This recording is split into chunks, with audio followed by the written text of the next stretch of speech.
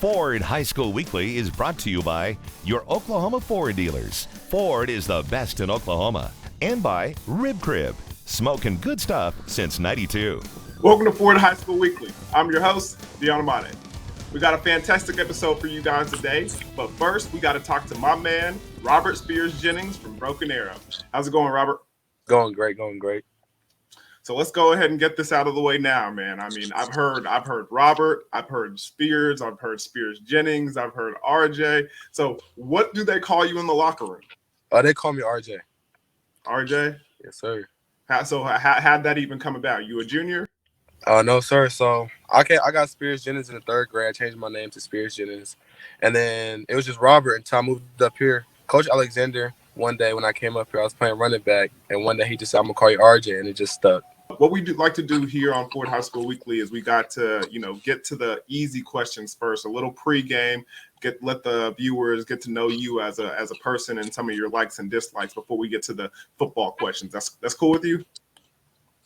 Yes, sir. All right. First question. All right. What is your favorite food? My favorite food is either seafood or meatloaf. Seafood? Why seafood? I don't know. I just like Cajun seafood. Like when I took my visit to Boston, they gave me like the fresh seafood, and it wasn't my cup of tea, like clam chowder and lobster. But I can deal with like crawfish and crab legs, stuff like that. All right. Now this meatloaf thing has me kind of curious. That sounds like something that you've been liking since you were a kid. Yeah, my mama makes a great meatloaf. I love her meatloaf. That's what I expected. All right. Next question. Favorite movie? Favorite movie is either The Blind Side or Flushed Away. Flushed Away? I don't think I've ever heard of that. It's a kids movie. It's about like these rats that got thrown down the toilet and then lived in a sewer, and like I don't know, it's a kids movie. All right, I can dig it. Last question. I for the interview, I kind of prepared by going through your social media and doing some research about you. And other than like looking at football stuff, you couldn't really find out much about you as an individual. So what do you like to do for fun? Usually I like to either play my PS5 or work out or hang out with the guys. Like I'm really a chill guy, laid back, and really don't cause any problems. So when you're chilling with your boys, what are y'all mostly doing? Usually either we're driving around BA because nothing really doing BA. Either we're driving around BA, play fighting, or watching film really, or working out. OU put the home in Oklahoma for RJ. That's why he's 100% committed to the Sooners. Speaking of Sooners, we'd like to welcome Billy Sims BBQ as a sponsor for Ford High School Weekly. It's just right that Billy Sims BBQ presents the running back of the game. Our Billy Sims Barbecue running back of the game, brought to you by Billy Sims Barbecue. It's not just barbecue, it's Boomer Q. Who you got? You know what? There is a number of running backs that did a good job running the rock today. I'm telling you, look on the other side, there was Jones for Putnam City North, but I got to give it to number 7. Ethan Lawrence, number 7, taking care of business, had a number of long runs, even some that didn't count because of the flags got pulled back, but he continued to pound the rock, continued to move the ball forward, and he's going to be our Billy Sims running back up the game. Billy Sims Barbecue. It's not just barbecue, it's Boomer Q.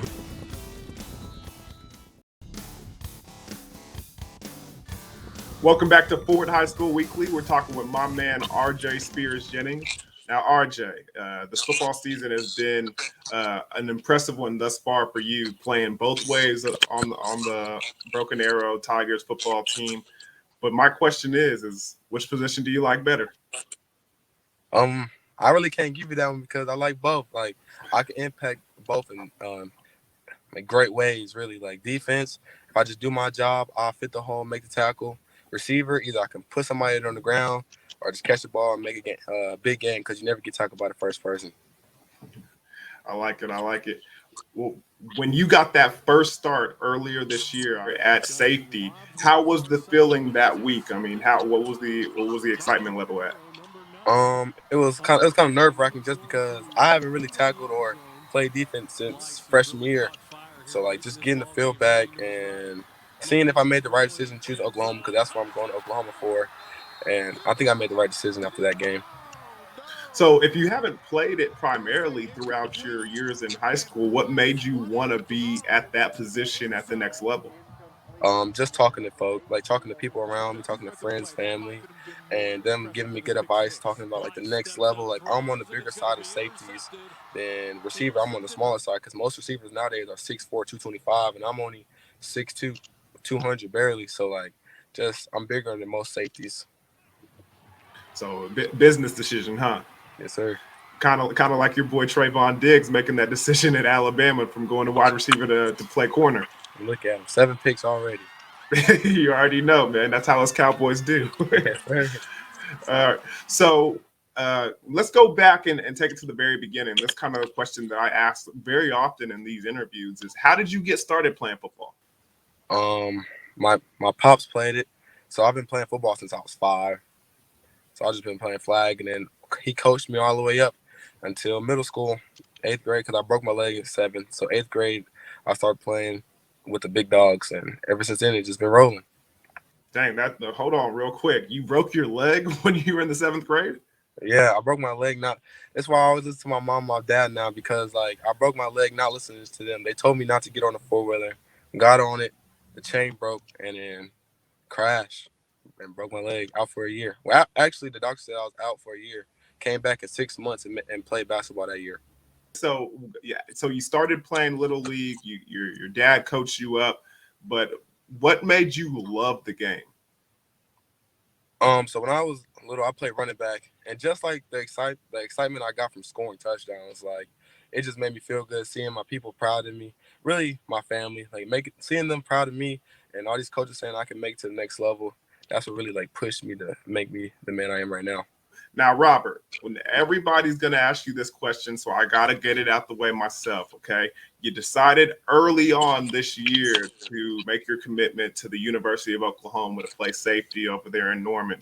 What made you, kind of come to that decision and say, you know what, I appreciate the recruiting process, but I already know where I'm going to go?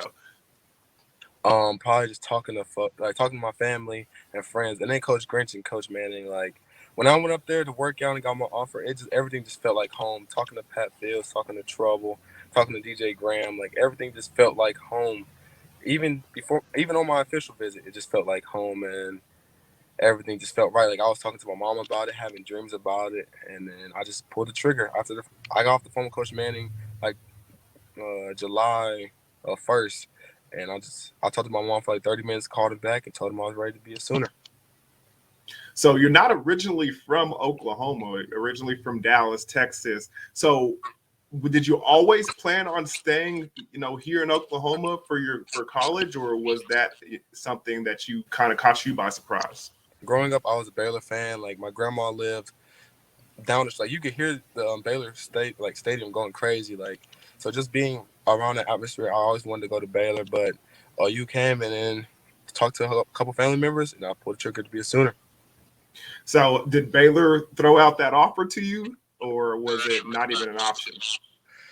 No, sir. I talked to the assistant head coach. He showed my film to the receiver coach, and I guess the receiver coach didn't like it, so it was off the table. And then later on, the DB coach texted me, but my schedule was already full in June. Well, I wouldn't be surprised if they see this video and be like, "Oh man, I can't believe we missed out on that one." But you might get a surprise offer after this week. Too late now. I'm locked in 100%. Speaking of recruiting, it seems like not only is your recruiting closed, but you're also helping doing a little recruiting yourself. What's the story behind that? It seems like you're trying to get all your friends and all the guys that are high on the list there to come to Oklahoma with you. I'm just trying to win a national championship or even a Big 12 championship.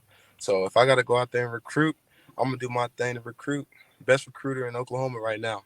That's what I'll call myself. That's what Twitter calls me too. So, hey, I'm just trying to get everybody down there so we can compete for a natty and a Big 12 championship. So with everything being said, I mean, you got your future sealed up pretty much. You already know where you're going. But this current season right now, how do you like how things are going for you over there at Broken Arrow? I'm loving it. Coaches are beginning to trust me more and more and more. Teammates coming to trust me more and more and more. Like they're coming to ask me for advice and stuff like that.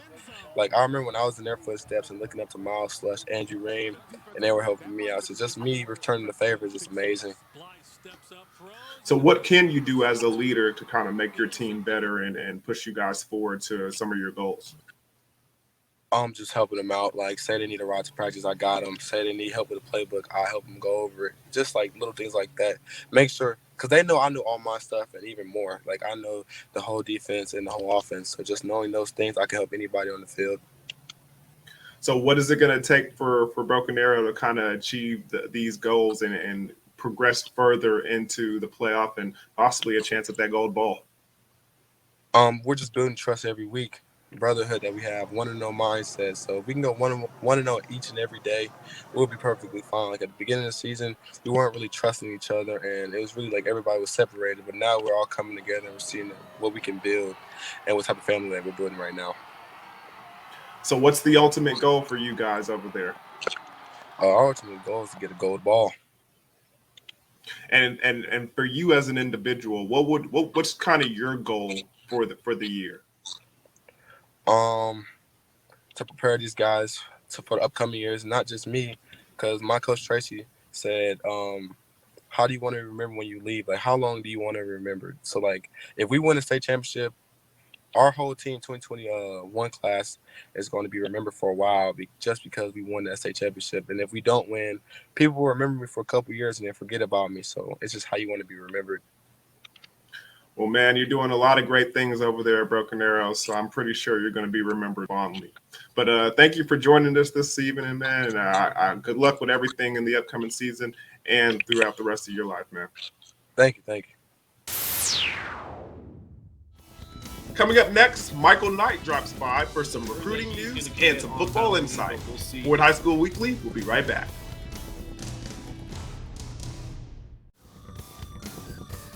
Welcome back to Ford High School Weekly, and you know what we say, preparation is key here in this game of high school football, and the guy that always gets us prepared every week, my man Michael Knight from Prep Red Zone. Michael, how's it going?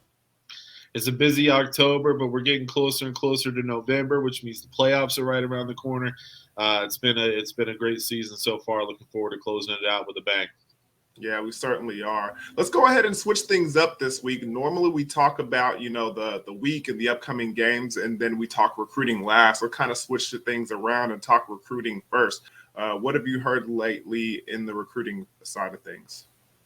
Well, the biggest news this week was Booker T. Washington standout Gentry Williams announcing his commitment to the University of Oklahoma on Monday. He's, in our opinion, the state's top prospect in the 2022 class. Just a fantastic athlete. Obviously, he had the majority of his junior year wiped away from that knee injury. And it's taken him some time to get used to playing, on that surgically repaired knee. I saw him a couple of times at the beginning of the season, and he showed flashes of Gentry Williams that we saw in the past, but you could tell that he wasn't 100% there mentally. And, unless you're an athlete and you've, had a surgery like that, it takes time. It takes time to really trust in yourself and trust in your body again. And Gentry now, fast forward to mid-October, he trusts that knee. He's looking like the Gentry of old. And so OU, that's a great get for them, because you think about the last couple of recruiting classes, Dion, they've missed on some of the top DBs to come out of Oklahoma, specifically in the Tulsa area. You go back to Josh Proctor at Owasso, who's now starting for Ohio State. The year after that, Dax Hill from Booker T. Washington. He's now at Michigan. He's projected as a first-round NFL pick. OU swung and missed there as well. And then last year, Beggs standout Kendall Daniels. He originally signed with Texas A&M, but now he's in Stillwater playing for the Cowboys. So it's good to see that OU finally gets the job done with one of the state's top DBs with Gentry Williams. Other than Gentry Williams and his selection, what are some of the other players that you're hearing about that's, poised or trying to make their selection to where they're going to play at the next level here soon? Well, coming up here in a couple of weeks, we're going right back to Booker T. Washington with a pair of standouts once again in that secondary, Jordan Drew and Jaden King. I believe Jordan is going to commit on October 30th, with Jaden committing on November 2nd, so just separated by a couple of days there. Again, those two fantastic athletes. Jordan, a wide receiver and a defensive back. Jaden had a breakout year last year as a defensive back, leading the state in interceptions. He's having a fantastic senior season as well. So those two are ready to commit here in the next couple of weeks. And then you take a look at some of the top prospects in the class itself. I've heard that Deshaun Brown from Choctaw is getting close to a decision, probably late October. I've heard Halloween. I've heard the day Halloween as a day that he might commit. I know he recently picked up an offer from Oregon. I know that they had coaches there for the big Bixby game to see him up close and personal. Now, he didn't have the best game in that on that night against Bixby, but they were still impressed with him enough to offer him earlier this week. I've heard that he's going to commit on Halloween, but we'll see. He's kept it so close to the vest. We'll see whether or not that actually happens. And then the biggest fish in the water left is Chris McClellan up at Owasso. He has offers from just about everywhere in the country, and a lot of people waiting to see what he ends up doing, whether he'll wait until signing day to announce it. He's already committed to playing one of those All-American games, and as we know, big part of the television production with those All-American games is announcing their college decision. Maybe he waits until January to announce it on a national stage, playing in one of those All-American games to make his college decision. Highlights from Week 7 of the Ford Game of the Week are coming up next here on Ford High School Weekly.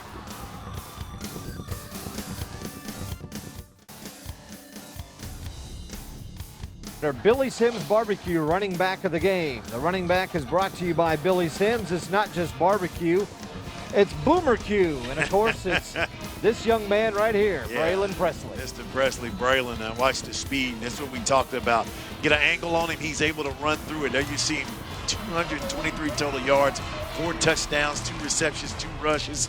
I mean, can really get it done. I mean, this guy is fast, makes plays, great vision, the wheels to be able to bounce outside. Headed to Oklahoma State with his brother, Billy Sims, running back of the game. It's not just barbecue, it's BoomerQ. Welcome back to Ford High School Weekly. Last week on the Ford Game of the Week, we had Dell City at Putnam City North and Sand Springs at Bixby. And welcome back again, everybody. Our final score once again, Dell City comes from behind, and they get the victory in overtime tonight, 20-14, over a very stubborn and hard-fought game with these Putnam City North Panthers. Deon Amade's alongside. Great game here tonight, Deon. The great come-from-behind victory. Yeah, certainly was, and it all got started on offense with the Putnam City North Panthers. They did a terrific job in that opening drive, finding a way to get down the field, but the Dell City defensively continued to find ways on third down to get off the field, no matter where they were on the field. It was pretty impressive, but soon enough, they would punch it in. But we didn't know when that first touchdown went in by Jones that would be the only touchdown all the way into the fourth quarter. Defense from Putnam City North was terrific. They found ways to load the box, stop the run, play man-to-man defense on the outside, cover one, safety over the top, running sideline to sideline and help them throughout the game. But it was in the fourth quarter when this game really got started off. I'm telling you, the turnovers were non-existent after that first half. We had 3 interceptions, count them, 1, 2, 3 interceptions in the second quarter to end the half. In the fourth quarter and in the third, nothing. But the rushing attack finally wore down this Putnam City North defense for Dell City. They found a way to run the ball, get up the field, and get Yates into the end zone. Count them 1, 2 times in the fourth, 1 more time in overtime for him to get into the end zone and make it a victory for Dell City. But you can't forget about that defense because they came up big. After the missed field goal and the block by Johnson, he comes away with an opportunity to win the game offensively. But they said no, not here, not now. We're not going to give you our second loss of the season. Let's take a look at the highlights and the stats from this game tonight. Yeah, it started early. Mr. Presley able to bounce it in right there and able to get it going. Then going up top, going to my man, Big Luke, who has right there with the touchdown, big target. Presley wasn't finished yet. Little loop around, get it to him. Now watch him turn on the wheels. Foot race, you're not going to win. Mr. Presley is going to get it done. Boy, he wasn't done yet. Throw it out to him. This is my favorite play right here. Now watch the speed right there. Split the defenders, bounce it outside. Take your time, get a good block downfield by the receiver, and get into the end zone. And Burke going up top again, this time finding our man, our homegrown talent, Homeland, Preston Solomon for the touchdown. And Presley say, hey, I'm not finished yet. Let me bounce outside, turn on the wheels, put an exclamation mark. I know Rod and Zig is doing the game. I got a show out tonight. And that's what Presley was able to do for this Bigsby team. I mean, was rocking and rolling tonight. And on the other end, our guys, they wasn't finished yet. Able to find Keaton in the end zone. Pennington able to get it done. Then how about this man, Mr. Kirby? We're not talking about vacuum cleaners either. Able to punch that in. And then Sand Springs, they keep fighting and keep going right there. Big time catch, able to get into the end zone for the touchdown, and they were not stopping. And Bigsby kept coming. Our guy again, Mr. Kirby, punching it in, able to get that in. And boy, an impressive game. Keaton Campbell with a big game for Sand Springs with those touchdowns also. But when you look at the numbers, man, rushing right there, the defense of Bigsby, very impressive, Zig. Minus total them negative 24 yards. They get 222. Look at the passing, 355 to 100. First downs, Dental Depot first downs. Keep smiling, 23-9. By Burke. Direct snap to Presley, right side. Oh, it's Kirby up there helping block for him. He's got a first down and more.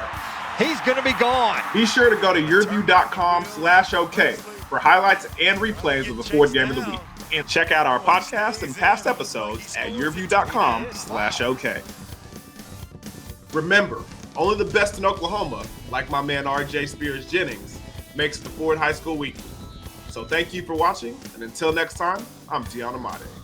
Ford High School Weekly has been brought to you by your Oklahoma Ford dealers. Ford is the best in Oklahoma. And by Rib Crib, smoking good stuff since '92.